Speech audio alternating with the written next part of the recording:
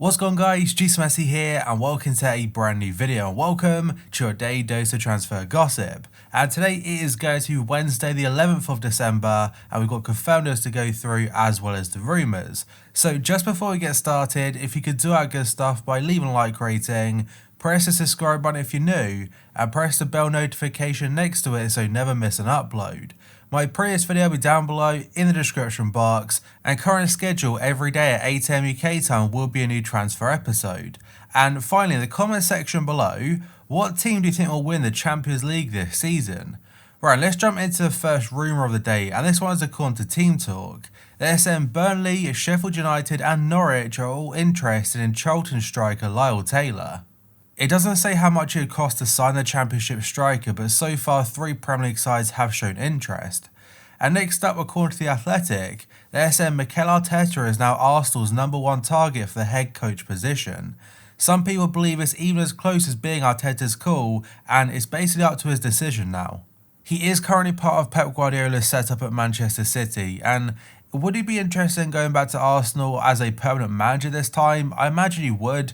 But at the same time, I'm not sure if he's had much experience as just a manager himself.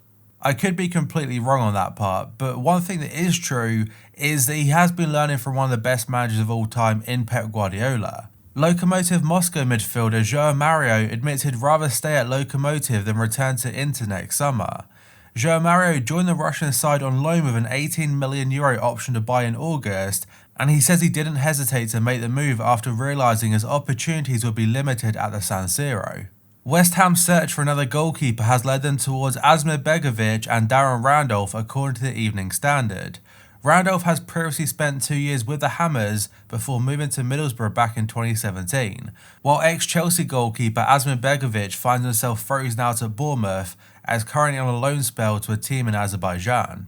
And West Ham's goalkeeper situation is pretty tough for them right now because they lost their #1 Fabianski to injury, and then Roberto came in who signed for them back in the summer. But the Spanish goalkeeper was absolutely horrific in his time in net for the Hammers, and now they could be looking to turn to Begovic, who's got a lot of Premier League experience, or a familiar face in Darren Randolph. Rafael is set to join brother Fabio at FC Nantes, according to France Football. The Brazilian pair last played together at Manchester United in their younger days, but they are set to team up again in Ligue 1 as the Lyon fullback seeks more playing time. Besiktas's president has ruled out a potential return for Everton striker Tosun. That's according to a various source in Turkey and also a Liverpool Echo. His game time at Everton hasn't really been as much as he was hoping for, and the impact that he's made at Everton, it wasn't really what they were expecting when they signed him. He did cost them a lot of money, so they were looking for a much better return, but for him, he may be looking to go elsewhere for first team football, but Besiktas, the return won't be on the cards. And next up, The Athletic are saying Inter Miami are working to sign Colombian forward Roger Martinez from Club America. He's currently 25 years old and so far has 2 goals and 6 assists in 21 appearances, that's in the Mexican League this season. He spent the first half of 2018 at Villarreal and he only scored 1 goal for them in 9 matches. And now we have another story about Edinson Cavani, and the stories about him are coming thick and fast. This one's according to France Football. They're sent out of contract at the end of the season. PSG striker Edinson Cavani has attracted the interest of former side Napoli and Atletico Madrid. The Uruguay international has found himself down the pecking order in Paris this season and is set to leave in the summer. While Inter Miami is a move that is regularly being discussed, his priority is to stay in Europe. He's also been linked to Flamengo, but that one seems a bit unrealistic at this point, though the Brazilian side are looking for a replacement for Gabigol. And next up, Sky Sports are saying Manchester City are targeting a January move for Bournemouth's Nathan Ake. If they do want to sign a Dutch centre-back though, they'll have to beat Chelsea for his signature. The Blues have inserted a £40 million buyback clause in the deal that took him to the South Coast a couple of years ago, and they're also looking to bring him back to Stamford Bridge. I think it's quite clear now that one position that Man City will definitely try and strengthen in January will be the centre-back area, because so far the defence has been very suspect this season, especially whilst missing Laporte to injury. And as for Chelsea's interest, apparently a lot of it does rely on Antonio Rudiger, his fitness and also his form. And next up, France Football are the source yet again. They're saying Atletico Madrid want to get rid of France international attacking midfielder Thomas Lemar. The outlet claims that Neymar is no longer wanted by the coaching staff or the Athletic board, who are already seeking to line up a move for Valencia attacker Rodrigo to replace him. He did cost Atletico Madrid a lot of money, so you can understand the disappointment and the lack of return. But to be fair, at the time when he was joining from AS Monaco, he just come off a fantastic season for them. He was also very close to joining Liverpool and Arsenal at the same time, so there's a lot of competition for his signature. But now I'm not sure where it'd go. The article doesn't say the club's interested. And as for the Rodrigo part of the rumour, he was very close to joining Atletico back in the summer, though I think that transfer did rely on Correa going to AC Milan, but that fell through. Manchester United are ready to strengthen their midfield by signing Saul from Atletico Madrid in January, according to AS. It will take a fee in the region of €90 million to tempt Atletico into selling, or around £76 million. But apparently Atletico do need some funds to bring in a striker, so potentially, if the offer is right, they might be open to some kind of deal. And the story finishes by saying Saul would see a chance to move to Old Trafford as a dream.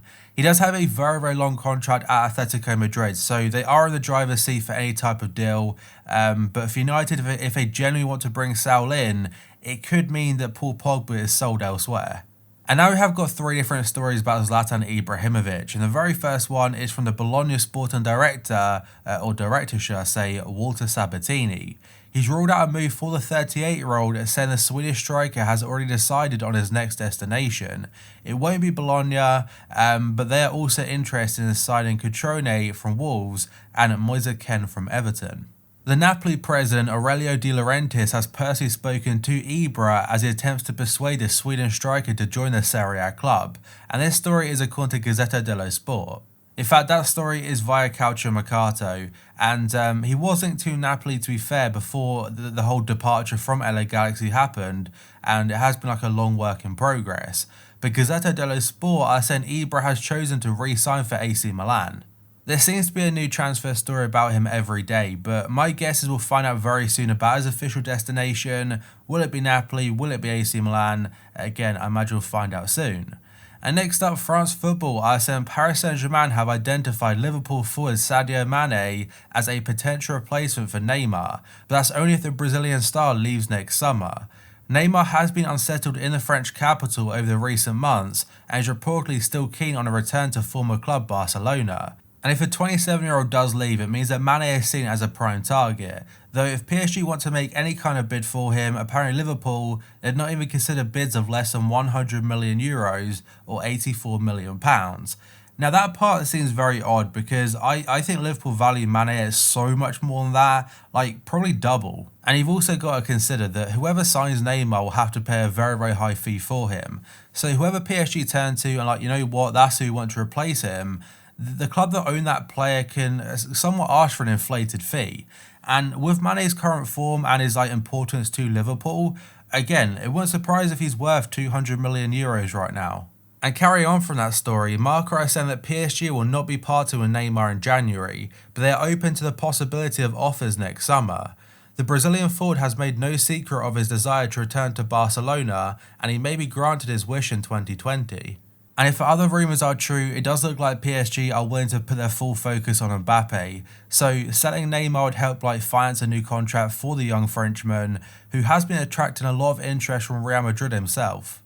Next up, according to Turkish football, they're saying Aston Villa and Watford are considering moves for Croatian international defender Vida. He graced the World Cup final back in 2018 with his national team and is currently on the books at Turkish outfit Besiktas. It's not the first time he's been linked to a move to a Premier League side because about 2 years or so ago now, he was linked to a surprise move to Liverpool back then. And next up, a confirmed deal is going to be it's not a confirmed deal really, it's a contract extension. But the man is going to be Didier Deschamps, the manager of the French national team. He signed a new 2-year contract extension. It keeps him with the national team now until the end of the 2022 World Cup in Qatar. It makes sense why he signed the contract now because the 2022 World Cup, it doesn't actually start until the 21st of November. It doesn't finish until the 18th of December, so pretty much 2023. And obviously that's completely off schedule to what we're used to because normally it's a summer competition. I think this is the first ever time it's been in the winter. But that, guys, is going to be it for this video. So if you could do that good stuff by leaving a like rating, press the subscribe button if you're new, and press the bell notification next to it so you never miss an upload. My previous video will be down below in the description box, and current schedule every day at 8 AM UK time will be a new transfer upload. So thank you for watching this video, I'll see you next time.